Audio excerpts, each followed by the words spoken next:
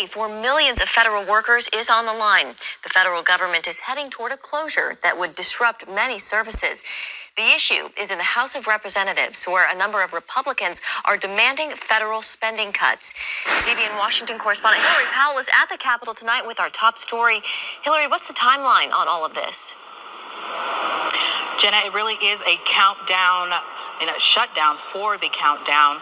Lawmakers here on Capitol Hill really only have until the weekend to reach a federal funding deal for the new fiscal year, which starts on October 1st.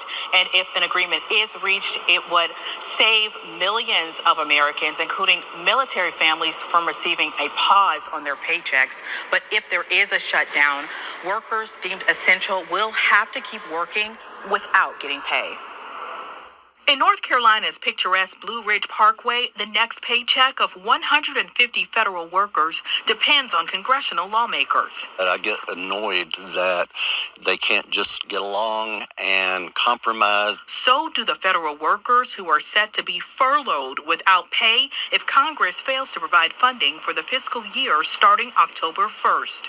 White House spokesperson Karine Jean-Pierre says meeting the deadline is imperative, especially for families using WIC assistance. We just heard the Secretary of Agriculture lay out what will happen to women and children, 7 million women and children who are part of the WIC program across the country. 7 million if this shutdown happens. And this is indeed a Republican shutdown. Congress often relies on a so-called continuing resolution to provide money necessary to fund government offices while budget talks continue. Hardline Republicans are against any stopgap solution, threatening to keep the government shut down until Congress negotiates a dozen separate bills needed to fund the government, an effort that typically takes until December at the earliest. House Speaker Kevin McCarthy says holdouts within his own party are starting to make concessions on spending. So let's get this going.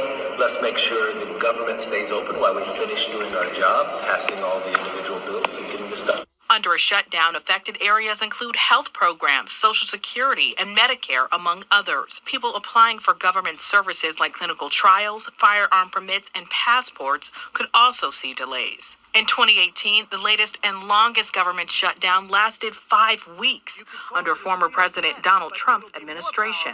At the time, federal workers like Marilyn Carruthers resorted to paying monthly bills with credit cards. Our mortgage, our gas, electric, trash, water bills.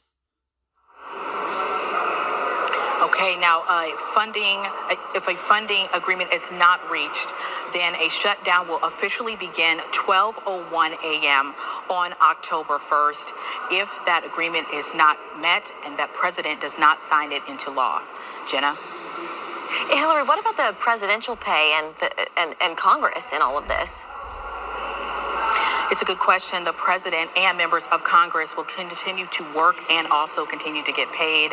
But like millions of people across the country, some workers that even keep this building in Congress going, including housekeepers and some other service members for food services, will not get paid, and they might not even be able to see some of that pay recouped after the shutdown ends.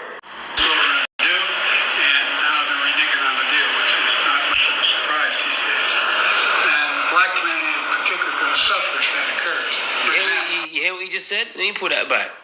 In particular, is going to suffer if that occurs. Much of a surprise these days. And the black community in particular is going to suffer if that occurs.